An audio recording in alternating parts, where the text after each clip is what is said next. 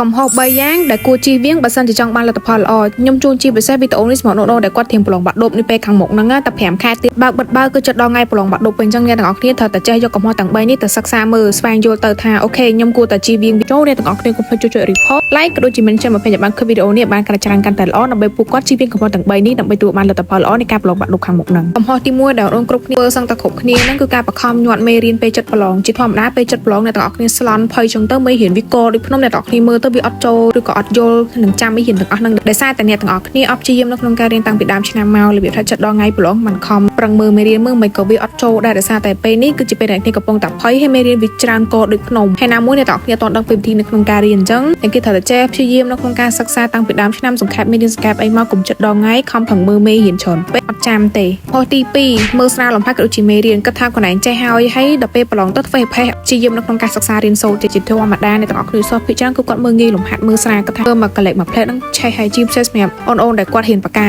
អ្នកទាំងអស់គ្នានិយាយទៅគ្រាន់តែមើលលំហាត់ហ្នឹងយើងចេះហើយប៉ុន្តែយើងអត់ធ្វើអនុវត្តគណនាលេខអីចាញ់ជាចម្លើយអីទេគ្រាន់តែឃើញយើងដឹងចម្លើយប៉ុន្តែនេះគឺជាកំហុសមួយដែលគេត្រូវតែចេះយកกระดาษគិតលេខមកគិតលេខជាមុនសិនណាទើបដឹងថាអូខេកន្លែងនេះគេគណនាបែបនេះមេលេខមេគុណមេចែកយើងអូខេយើងច្បាស់ហើយកន្លែងហ្នឹងទើបវាល្អកុំគិតថាចេះហើយរំលងចោលអញ្ចឹងនៅពេលដែលប្រឡងចេញមកអ្នកទាំងគ្នាធ្វើអត់បានហ្មងហើយយើងអត់ដឹងពីវិធីនៅក្នុងការធ្វើយើងភ្លេចដោយសារតែយើងអត់ចេះរំលឹកវាឡើងមកវិញមើលស្រាលលំហាត់គិតថាខ្លួនឯងចេះហើយសភៅនៅក្នុងការស្វែងសិក្សាគឺពិតជាមានសារៈសំខាន់ខ្លាំងមែនទែនដូច្នេះអ្នកគេត្រូវព្យាយាមរកឲ្យបានត្រឹមត្រូវបើរើសខុសការរៀនផុតយើងក៏វាខុសទៅដូចគ្នាដែរអញ្ចឹងសម្រាប់រូបនេះខ្ញុំខ្ញុំបានទៅទិញសភៅនៅក្នុង page សាលា Team KA សភៅបកគាត់ចេញមកច្បាស់មានកំណែដូចជាបញ្ញោបកស្រាយមកបកក្បាយខ្លាំងមែនទែនអ្នកទាំងអស់គ្នាប្រកាសជាស្គាល់លោកគ្រូសាលា Team KA គេគាត់ក៏មានបង្កើតថ្នាក់បង្រៀន trade ផងដែរចំពោះកំហុសទី3ក៏វាកាត់ឡើងទៅលើខ្ញុំផ្ទាល់ដែរគឺការខ្ជិលចាំស្អែកចាំរៀនអត់រំលឹកមេរៀនអត់ធ្វើលំហាត់ជារៀងរាល់ថ្ងៃគាត់ថាអូខ្ញុំចេះហើយលំហាត់ប៉ុណ្ណឹងអត់ធ្វើក៏ខ្ញុំនៅតែចេះដែរអត់ទេអ្នកទាំងអស់គ្នាជាធម្មតាលំហាត់និងមេរៀនណាខ្ញុំត្រូវតែធ្វើជាប្រចាំជារៀងរាល់ថ្ងៃមិនថា1ម៉ោង2ម៉ោងទេនិយាយទៅ